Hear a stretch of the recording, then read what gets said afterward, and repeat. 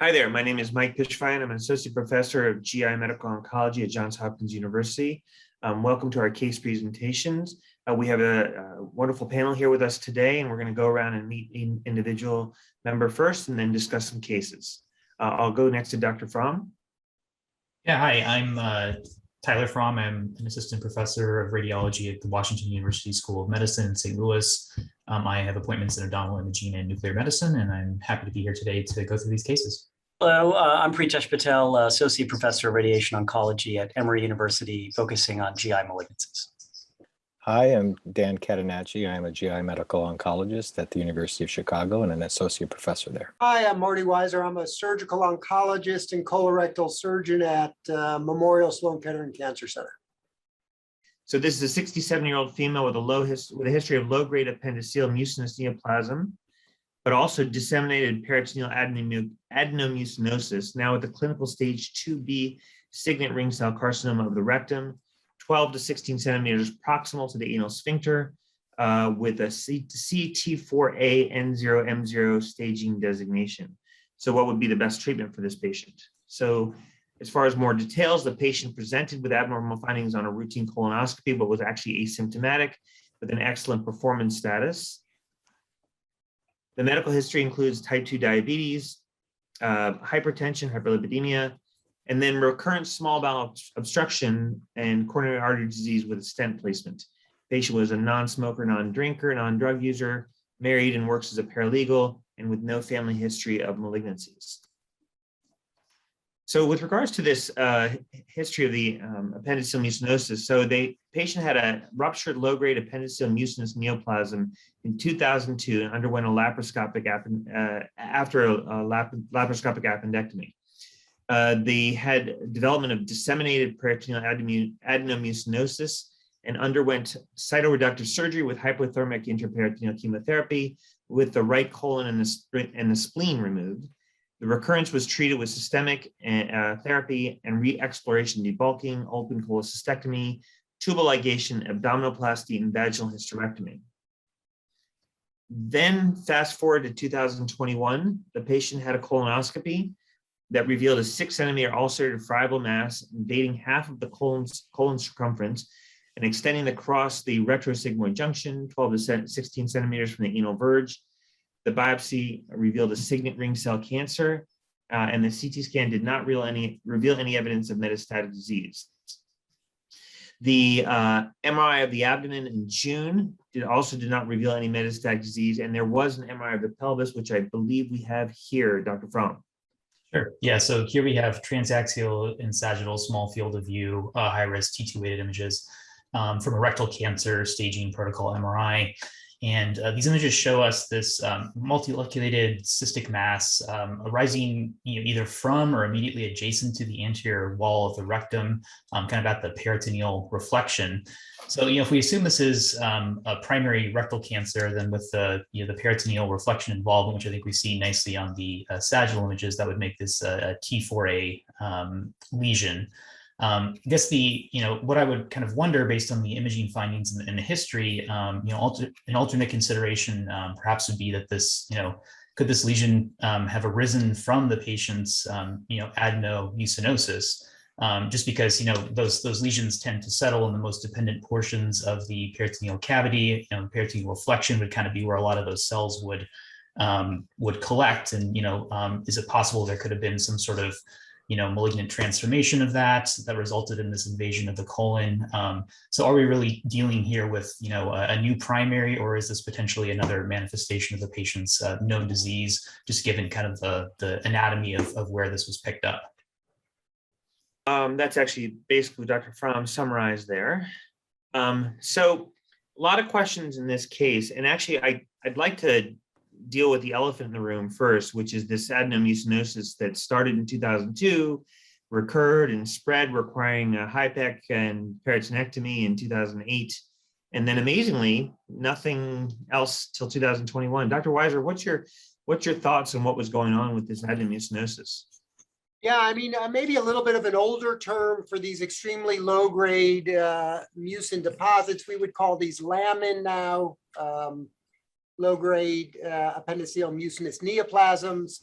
And they do play out over decades like this, and respond well to treatment, to sort of reset the clock, as they say. And I think there is a good role for HIPEC in this setting. And I think Dr. Frauman brought up the question: is this rectal cancer or is this recurrent disease that has transformed into a signet ring cell, which we can see over decades with people with lamin and mucinous and neoplasms of the appendix. Right. And how would we go about making that determination? I presume we really can't. Right. I don't think we'd be able to. Fair enough. Fair enough. So dealing with this as either a rectal cancer or this single deposit of transformation, Dr. Catanacci, what are your thoughts on treating this? How would you, in the big picture, go about treating this patient? Yeah, good point. Before we get to that, probably what we would do at our conference here is talk about exactly as you mentioned, is this a second primary? Is it recurrence of the first? And we would review with pathology and they wouldn't be able to tell us. One thing that we would try though is we would do gene sequencing of both tumors. And if they're completely different profiles, that might suggest that it's a completely different tumor. If it's got similar truncal events, may have some different ones because it's evolved, then it might point to a recurrence of the previous, and that might inform us what we might do. So in the scenario where we felt that it was recurrence, then we might be deferring to surgery to do laparoscopy and see what they see and plan out what they would do, and potentially resect that area of the sigmoid rectum area. In the setting of, let's take this situation where we think it's a completely separate primary and the other one is quiescent, then we're talking about a high rectal cancer.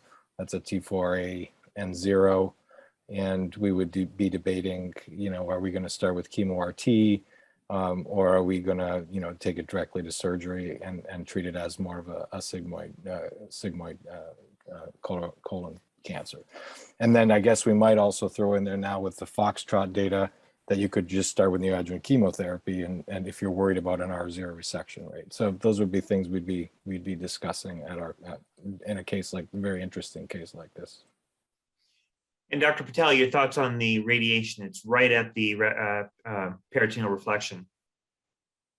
Yeah, really excellent points by everyone. I think I was thinking the same thing, that this may not actually be a rectal cancer, but if it is an upper rectal cancer, I think there's a lot of options, considerable variability, I think, of what's done now around the country. We don't have results yet from the Prospect study, but systemic therapy as neoadjuvant therapy followed by surgery without radiation is really one option that's being tested there. So, and Dr. Weiser, correct me if I'm wrong, but the upper tumors is maybe where that's easiest. So, we tend to start with chemotherapy even when we're doing TNT in upper rectal tumors, sort of for that reason. If we see an excellent response, that may be an opportunity to not give radiation. So I think that's probably along the lines we'd be thinking for a de novo upper rectal cancer. I think it's a good option where you have a T4 lesion, you're concerned about your margin, and you could, go call it Foxtrot, which of course tested that, or Prospect, which is also sort of doing the same thing. And I think it's an excellent option, and it doesn't burn any bridges. You can use the radiation if you need it. Dr. Catanacci, there is a growing body of data for the survival benefit in the metastatic setting of FOLFOXIRI over FOLFOX. And then some of the regimens now are testing FOLFOXIRI, sometimes with an antibody in the preoperative setting. With this T4 lesion, would you, if this was a young, healthy patient, would you consider FOLFOXIRI, or would you still consider FOLFOX? That's a good question. And even one of the neoadjuvant rectal studies, the Pradesh study, had a neoadjuvant FOLFIRINOX or FOLFOXIRI a component. And so you could consider that. I might consider that if you're really going for response and you're worried about an R0 resection and it's a young patient and you're going to go for it. I think it's a reasonable thing to consider. There's some evidence to support that. All right. And then I'll challenge you one more question. let's go down the pathway that this is a recurrence of the low-grade appendiceal mucinous neoplasm. Any chemotherapy after Dr. Weiser resects it? Yeah. So, well, it is a signet ring now, and it's been more invasive. But typically these, and it did, I think, if I recall, here even now have mucin, and these are typically not responsive to chemotherapy. It might cross our mind to give them some adjuvant because they haven't had it before, but they did so well the first time. I think Dr. Weiser mentioned it sort of reset the clock again, and maybe 10 years from now might come back. Great. Yeah, this is definitely a very interesting case. Almost want to know what happens to the patient. Any other thoughts before we move on? So let me summarize what we talked about, which was a lot. I think we need to talk about this in two different paths, basically, because one very reasonable path is that this was actually a low-grade appendiceal neoplasm that over the course of decades has recurred and manifested as a single isolated lesion sort of lower down in the pelvis and in the rectum here. And for that, the recommendation would probably be just to do a laparoscopic resection of this isolated lesion, and probably not chemotherapy and certainly not radiation therapy. So just watch and wait for the next recurrence. And one good way to discern the two might be to do gene sequencing on both tumors, the new one as well as an older one. If we go down the path of assuming that this is a purely high rectal lesion, then I think that there are definitely several protocols that could be invoked here, but one that seems reasonable, especially with the T4 lesion, is to give a course of induction chemotherapy, maybe to be able to avoid radiation therapy because it's a higher lesion, and hopefully get to the point of a successful surgical resection. And that would be it. Okay. Sorry, I forgot to do the summary of the metastatic pancreatic cancer patient. So let me pause so you all can edit that, and I'll do that real quick. Okay. So in summary for this patient with possible metastatic pancreatic cancer, first of all, we discussed that from a radiologic point of view, it's important to remember that PET scans are not always ideal for pancreatic cancer, that maybe a half to a third of them do not show up on a PET scan. And so a false negative is always a real possibility, but it is important to go down that path of ruling out metastatic disease before you commit to a big surgery like a Whipple. And so any attempt at biopsy, intraoperative imaging assessment with an ultrasound would be a good idea. But at the end of the day, if you can't prove or disprove that it's a metastatic deposit, that we do tend to give the patients the benefit of the doubt, and the patients undergoing surgery would not be unreasonable. In this case, with the positive margins, with the pancreatic cancer diagnosis in general, postoperative chemotherapy would be appropriate. The patient, we assume, had about 4 months of preoperative, so probably completing 2 months of chemotherapy, perhaps guided by the pathologic responses to exactly which chemotherapy is chosen. And then because it was an R1 resection, offering adjuvant chemoradiation would be a consideration as well. So moving on to the next scenario, this is another patient with rectal cancer, that a 51-year-old male with a new diagnosis of T2N1 grade 2/3 adenocarcinoma of the mid-rectum, with a lesion 8 to 12 centimeters from the anal verge and a 2 centimeter perirectal node on endoscopic ultrasound, as well as three suspicious 5 millimeter rounded mesorectal lymph nodes on pelvic MRI. Sexual function is a key concern for this patient. How should this patient be treated, and is watchful waiting an option? So we started with the imaging, and in this case, it's an MRI. Dr. Fromm, do you want to walk us through what was found on MRI? Sure. So here we have on the left side a sagittal small field of view, high resolution T2-weighted image, again from a rectal cancer staging protocol, pelvic MRI. And in regards to T status, usually we're trying to make that determination on oblique transaxial images, which we don't have here, but on the image that we do see, there's no evidence that kind of tumor signal extending out into the mesorectal fat, and I believe that's how the case was interpreted as well, as a T2 lesion, meaning that it's confined to the wall of the rectum and doesn't extend into the fat. I was a little bit confused about, kind of the the findings on the MR versus the endoscopy with the ultrasound. The MR report, I guess, seemed to mention just a few 5 millimeter rounded mesorectal nodes, which, generally I think we would view as a determinant. The lesions that are small like that, or nodes that are small like that, are very hard to predict just as to whether they're involved or not. We tend to like to use the Dutch criteria for nodal assessment. So we look for other features, whether there's abnormal signal intensity or abnormal margins within these smaller nodes to give us a greater degree of specificity. But this 2 centimeter perirectal nodule that was described in the US, I mean, I would imagine that if that were real, that would have been seen on the MRI. So a little bit of uncertainty in my mind as to what was going on with that finding, which from the sound of it was not corroborated by the MR. But it sounds like we have perhaps reason to believe that some of these lymph nodes may be involved, but relatively limited extent of the primary tumor within the rectum. So while we have you here on the table, what's your suspicion? What's your assessment as to who wins sort of the discrepancy battle, EUS versus MRI?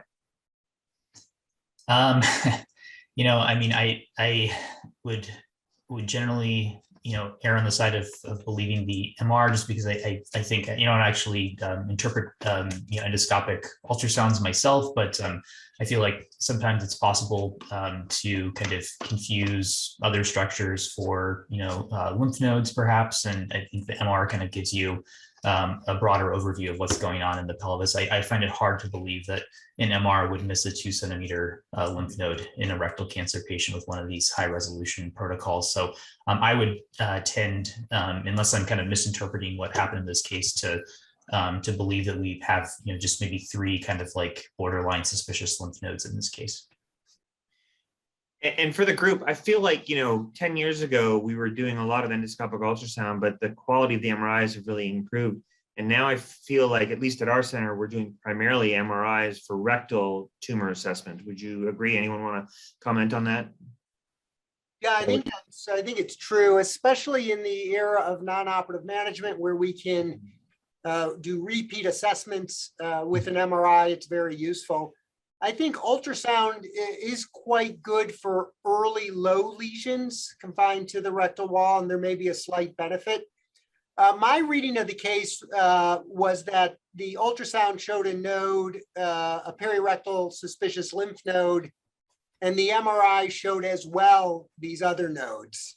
But I agree with you, it would be extremely odd for that ultrasound identified node not to show up on the MRI.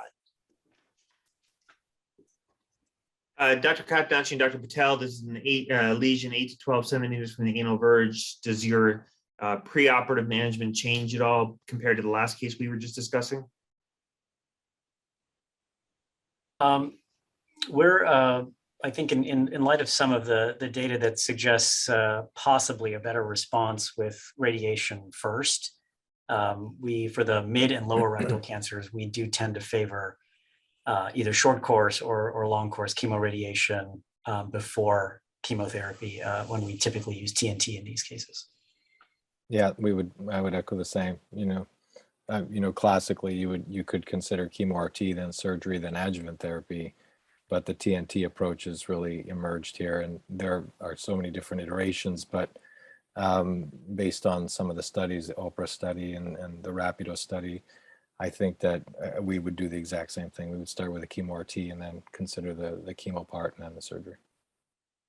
Now, if I remember one comment that always stuck in my mind, and I think it was from the RAPIDO study, that patients who received short course 5x5 radiation, while the study wasn't looking this as a primary endpoint, the way they worded it in the presentation was that patients who received short course radiation were less likely to be ultimately the candidates that would be appropriate for watchful waiting. Am I remembering that correctly? The trial is difficult only because there was immediate surgery. Although you did get that time of chemotherapy, they didn't really allow it to play out. So I think it's hard to interpret that. Okay, so going in the ultimately, if the patient has a clinical CR, whether they received short course or longer course radiation, what really matters is the clinical CR in determining whether you would even consider watchful waiting? That's right. Yeah, exactly. Yeah. There's a benefit of giving the chemoradiation first in that you have a much longer period of time for that Right. radiation to Right. act and for the complete response to evolve while you're giving the chemotherapy. The Right. OPRA trial, as mentioned, asked that very question: induction chemotherapy followed by chemoradiation versus the reverse, chemoradiation followed by chemotherapy, consolidation chemotherapy. And there is a time bias there. So Totally. Yeah. that's just a tough one, but we do exactly as outlined as well. If someone is eager for rectal preservation and watch and wait, and if it's a low-lying lesion that requires an APR or coloanal, and they're not obstructing, then we would start with chemoradiation. Very good. Okay, so to summarize this small scenario, is another patient with a rectal cancer, and it's low enough that chemoradiation in the preoperative setting would definitely be appropriate. As Dr. Catenacci mentioned, there's different ways to go about it. We don't necessarily know what's the right way yet. And then from a radiologic point of view, I think a lot of us have been leaning more heavily on the MRIs to be able to make the clinical assessment and also to make serial assessments as the patient goes along in the course of their therapy.